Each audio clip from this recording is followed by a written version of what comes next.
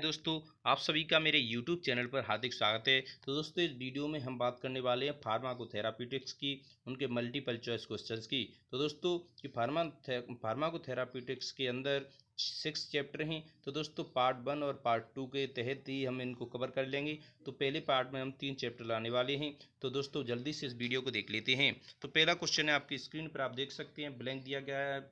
Is the branch of medicine, यानी medicine की branch है, विच डील्स, जो डील्स करती है with the aspect of curing, यानी इलाज को, providing symptomatic relief to a patient by administering drug therapy. तो दोस्तों, ये किसके अंदर आता है? ये आते हैं फार्माकोथेराप्यूटिक्स के अंदर।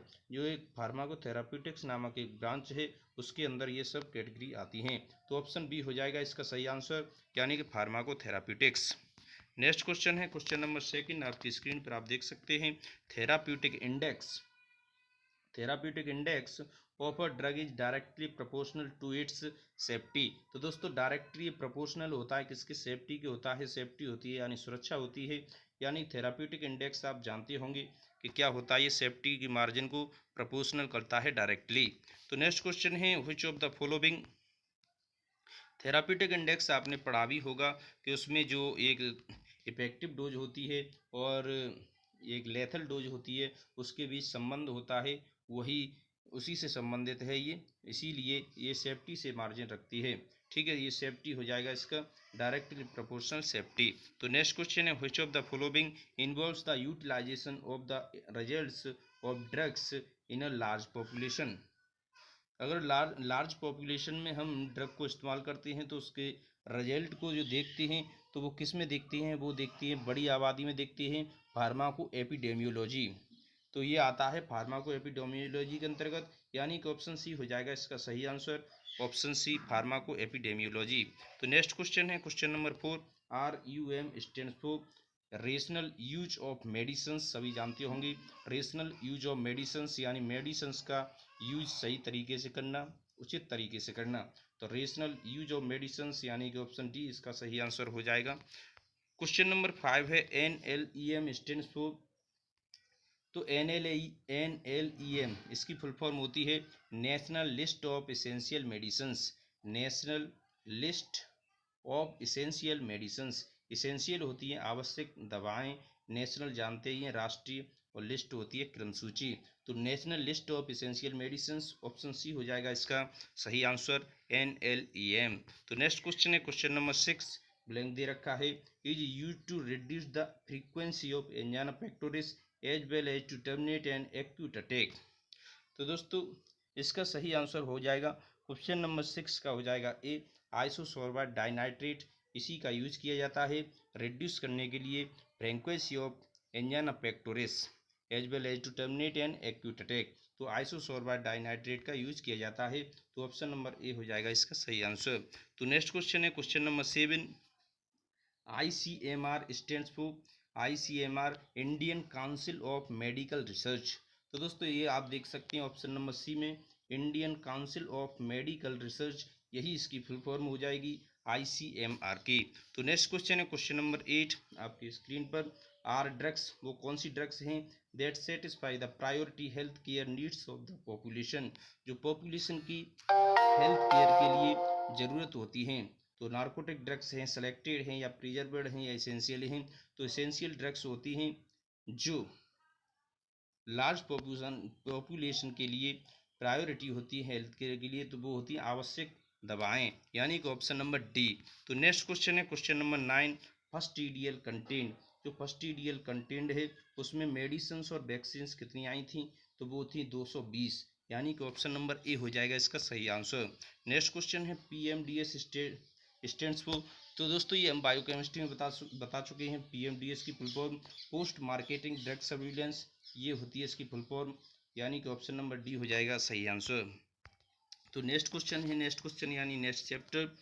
तो नेक्स्ट चैप्टर का पहला क्वेश्चन है, आपकी स्क्रीन पर आप देख सकते हैं, a condition in which, a condition in which the blood pressure of systemic artery increase beyond the normal pressure is known as। तो दोस्तों, ये किसी कोई डिजीज है उसकी ये डेफिनेशन है, तो आप समझ सकते हैं ये है हाइपरटेंशन की। और कंडीशन, ऐसी कंडीशन हो जाती है जब ब्लड प्रेशर सिस्टमिक आर्टरी में नॉर्मल की बजाय ज़्यादा ज़्यादा उससे दौड़ता है, ज़्यादा गति से दौड़ता है, तो वो होता है हाइपोटेंशन, यानी कि ऑप्शन नंबर सी हो जाएगा इसका सही आंसर। तो नेक्स्ट क्वेश्चन है question number 2, angina is termed used for, जो एंजाइना है उस टर्म का यूज किसके लिए किया जाता है, ऑप्शन दिए गए हैं। तो caused by reduced blood flow to the heart muscle, heart muscles में ब्लड फ्लो का कम बहना, यानी ब्लड का कम बहना, ये क्या सिम्टम बताता है, ये बताता है चेस्ट पेन। चेस्ट पेन होता है एंजाइना पेक्टोरिस में, यानी कि एंजाइना, एंजाइना का मतलब होता है chest pain. Option number D हो जाएगा इसका सही आंसर। तो नेक्स्ट क्वेश्चन है, a condition characterized by death of cardiac tissue due to disturbed और obstructed blood supply is termed as. तो दोस्तों कार्डियक टिश्यू की डेथ हो जाती है तो दोस्तों वो क्या है, वो है मायोकार्डियल इन्फेक्शन, जिसे शॉर्ट में एमआई भी बोलते हैं, यानी कि ऑप्शन डी हो जाएगा इसका सही आंसर। तो नेक्स्ट क्वेश्चन है question number 4, the cause of angina pectoris. तो दोस्तों कॉज क्या है, एंजाइना पेक्टोरिस का कॉज क्या है, lack of oxygen in heart muscles. तो दोस्तों ऑप्शन ए हो जाएगा। ऐसी भी दे सकता है lack of blood in heart muscle, वो भी सही होगा, क्योंकि ब्लड के थ्रू ही हमारे पूरी बॉडी में ऑक्सीजन सप्लाई होती है। ब्लड भी आ सकता है, ऑक्सीजन भी आ सकता है, दोनों ही सही होंगे। तो दोस्तों इसका ऑप्शन नंबर ए हो गया सही, क्योंकि lack of oxygen in heart muscles, उसी की वजह से एंजाइना पेक्टोरिस का कारण बनता है। तो नेक्स्ट क्वेश्चन है, which of the following is not a heart disease. तो दोस्तों इसमें से कौन सी है जो हार्ट डिजीज नहीं है, हाइपरटेंशन हार्ट डिजीज है, एंजाइना पेक्टोरिस हार्ट डिजीज है, लेकिन सीलियक डिजीज यानी कि option number C, celiac disease heart disease नहीं है, एथेरोस्क्लेरोसिस भी हार्ट डिजीज है। तो ऑप्शन सी हो जाएगा इसका सही answer, celiac disease. Next question है, which of the following is the main symptom of congestive heart failure. तो इसमें से main symptom congestive heart failure का क्या है, हार्ट का स्टॉप होना, यानी हार्ट बीट का स्टॉप होना, बंद होना, इंक्रीजन इन ब्लड प्रेशर का बढ़ना, एक्यूट चेस्ट पेन यानी चेस्ट पेन बहुत ज़्यादा होना, या कंजेशन ऑफ लंग्स यानी लंग्स में ब्लड का जमा होना, यही इसका हो जाएगा सिम्टम। कंजेस्टिव हार्ट फेलियर का मेन सिम्टम होता है कंजेशन ऑफ लंग्स, यानी लंग्स में ब्लड का जमा होना। कंजेशन का मतलब होता है ब्लड का जमा होना, यानी लंग्स यानी फेफड़ों में रक्त का जमा होना, ये मेन सिम्टम होता है कंजेस्टिव हार्ट फेलियर का। नेक्स्ट क्वेश्चन है, COPD is almost caused by. जो सीओपीडी है ऑलमोस्ट ऑलवेज कॉज्ड बाई, ये किसके द्वारा कॉज हो सकता है, कॉज होता है एक्सपोजर टू एस्बेस्टोस, यानी कि ऑप्शन डी हो जाएगा इसका सही आंसर। नेक्स्ट क्वेश्चन है, which of the following is the most common cause of heart failure. तो वो होता है हाइपरटेंशन, यानी कि बीपी का अधिक बढ़ना, यही मोस्ट कॉमन कॉज है हार्ट फेलर का। तो नेक्स्ट क्वेश्चन है क्वेश्चन नंबर, देख सकते हैं क्वेश्चन नंबर 9 है, which of the following conditions constitute COPD. तो सीओपीडी की कंडीशंस को ये कॉन्स्टिट्यूट करते हैं, यानी कि बढ़ाते हैं, वो कौन है, अस्थमा एंड लंग कैंसर नहीं है, एम्फीसेमा एंड अस्थमा, एम्फीसेमा है लेकिन अस्थमा नहीं है, एम्फीसेमा एंड क्रोनिक ब्रोंकाइटिस, ये दोनों हैं। तो यही हो जाएगा इसका सही आंसर, ऑप्शन नंबर सी हो जाएगा, एम्फीसेमा एंड क्रोनिक ब्रोंकाइटिस ही हैं जिसकी वजह से सीओपीडी की कॉन्स्टिट्यूट बढ़ती है, यानी कि उसकी मात्रा बढ़ जाती है। नेक्स्ट क्वेश्चन है क्वेश्चन नंबर 10, सीओएलडी स्टैंड फॉर, इसमें सीओएलडी की फुल फॉर्म पूछी है, तो क्रॉनिक ऑब्स्ट्रक्टिव लंग डिजीज, यानी कि ऑप्शन नंबर डी हो जाएगा इसका सही answer, chronic obstructive lung disease, यही इसका सही आंसर हो जाएगा। Which of the following is not a result of activation of the intracardiac renin angiotensin aldosterone RES system, RES system. तो cardiac remodelling, progressive hyperplasia, progressive hypertrophy, या fibrosis. तो दोस्तों इसका सही आंसर हो जाएगा option number B, progressive hyperplasia, option B हो जाएगा इसका सही answer, progressive hyperplasia. Next question है, DASH stands for.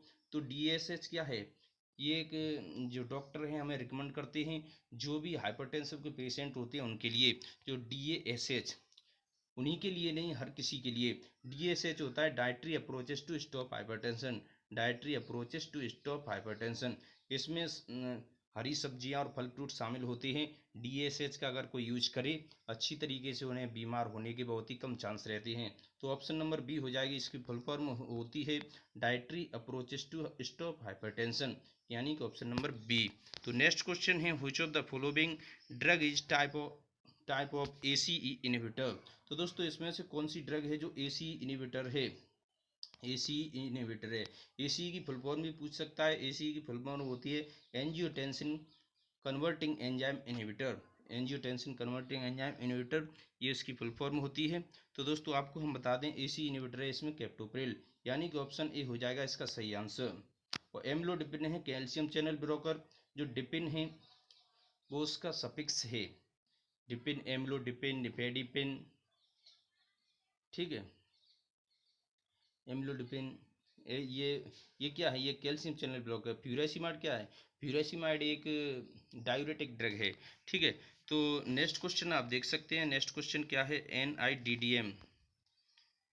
NIDDM NIDDM stands for, NIDDM की फुल फॉर्म पूछी गई है सबसे पहले। तो non insulin dependent diabetes mellitus, non insulin dependent diabetes mellitus, यही इसकी फुल फॉर्म होती है NIDDM की। तो नेक्स्ट क्वेश्चन है question number 2। Type 2 diabetes mellitus formerly non age, जो टाइप 2 डायबिटीज है वो टाइप 2 डायबिटीज मेलाइटस है वो फॉर्मली नॉन यानी किस तरीके से जानी जाती है? तो वो होती है non insulin dependent diabetes mellitus, यानी कि ऑप्शन नंबर बी ही इसका सही आंसर होगा। तो नेक्स्ट क्वेश्चन है question number 3। Medications for hypothyroidism include treatment that. तो मेडिकेशंस फॉर हाइपोथायरॉयडिज्म, तो हाइपोथायरॉयडिज्म के ट्रीटमेंट के लिए किसकी ज़रूरत होती है? या उसमें TH को रिप्लेस करना होता है, यानी कि ऑप्शन नंबर सी हो जाएगा इसका सही आंसर, रिप्लेस TH। तो नेक्स्ट क्वेश्चन है this condition of chronic inflammation of the thyroid leading to under activity is. तो थायरोइडाइटिस, गोइटर, हाइपोथायरॉयडिज्म या हाइपरथायरॉयडिज्म। तो दोस्तों इसका सही आंसर हो जाएगा क्वेश्चन नंबर 4 का हो जाएगा पहला, थायरोइडाइटिस। क्या हो जाएगा? थायरोइडाइटिस। तो नेक्स्ट क्वेश्चन है question number 5। Which of the following is not a common physical sign of hypothyroidism. तो दोस्तों इसमें से कौन से कॉमन फिजिकल साइन नहीं है हाइपोथायरॉयडिज्म के? वो एसाइट नहीं है, एसाइट्स नहीं है, ब्रेडिकार्डिया है, जॉन्डिस है और स्लोड स्पीच एंड मूवमेंट्स है। ये सभी कॉमन फिजिकल साइन होते हैं हाइपोथायरॉयडिज्म के। और इसमें पूछा है कौन नहीं है, यानी नोट लगा है, तो एसाइट से इसका साइन नहीं होता है। तो नेक्स्ट क्वेश्चन है thyroid disorder are often mistaken for pregnancy, menopause, Crohn's disease या पोस्ट ट्रॉमिक स्ट्रेस डिजीज। तो ये कह रहा है थायराइड डिसऑर्डर ऑफन, प्राय किस में देखा जाता है, किसके लिए मतलब हानिकारक होता है? तो वो होता है मीनोपॉज के लिए, यानी कि ऑप्शन नंबर बी हो जाएगा इसका सही आंसर। अक्सर गलत समझा जाता है थायराइड विकारों को, किसमें समझा जाता है? मीनोपॉज में, यानी कि ऑप्शन नंबर बी हो जाएगा इसका सही आंसर। नेक्स्ट क्वेश्चन है which of the following body functions is regulated by the thyroid producing hormone. तो दोस्तों वो कौन सा थायराइड थायराइड है जो प्रोड्यूसिंग थायराइड है जो बॉडी फंक्शंस को रेगुलेट करता है? तो बॉडी फंक्शंस को रेगुलेट करता है, यानी कि तो वो है मेटाबॉलिज्म को। बॉडी फंक्शंस को किसको? यानी मेटाबॉलिज्म को, यानी ऑप्शन सी हो जाएगा इसका सही answer. A slowly progressive and degenerative disease affecting the nervous system is termed. धीरे धीरे यानी निम्नलिखित में से ये पूछा गया है तंत्रिका तंत्र को प्रभावित करने वाले जो नर्वस सिस्टम होता है उसे तंत्रिका तंत्र बोलते हैं हम हिंदी में। तो तंत्रिका तंत्र को प्रभावित करने वाली, धीरे धीरे बढ़ने वाली यानी स्लोली स्लोली प्रोग्रेसिव करने वाली वो कौन सी डिजीज है जो अपक्षयी बीमारी कहलाती है? ठीक है, तो वो है दोस्तों पार्किंसंस डिजीज, यानी कि ऑप्शन डी हो जाएगा इसका सही आंसर। तो नेक्स्ट क्वेश्चन है question number 9। A condition having a tendency for recurrent seizures due to disorder of brain cells is termed. तो दोस्तों ये हमने पिछले भी पढ़ा था, शायद ये पढ़ाया था बायोकेमिस्ट्री में। तो टेंडेंसी और रिकरेंट सीजर्स यानी इसमें दौरे पड़ते हैं, तो ये एपिलेसी हो जाएगा इसका, यानी मृगी हो जाएगा, option number D. Next question है which of these disease is not a related to thyroid glands. तो दोस्तों वो कौन सी डिजीज है जो थायराइड ग्लैंड से रिलेट नहीं रखती है? तो दोस्तों वो कौन सी हो जाएगी इसमें? इसमें हो जाएगी ऑप्शन नंबर डी हो जाएगा, एक्रोमेगली नामक डिजीज है जो थायराइड ग्लैंड से संबंध नहीं रखती है। तो दोस्तों इस वीडियो में हमने देखे फार्माकोथेराप्यूटिक्स के MCQs। तो दोस्तों जल्द ही पार्ट 2 आएगा, तो आप बेसब्री से इंतजार करें और आप अपनी पढ़ाई सुचारू रूप से चलाते रहें। थैंक यू दोस्तों, बेस्ट ऑफ लक।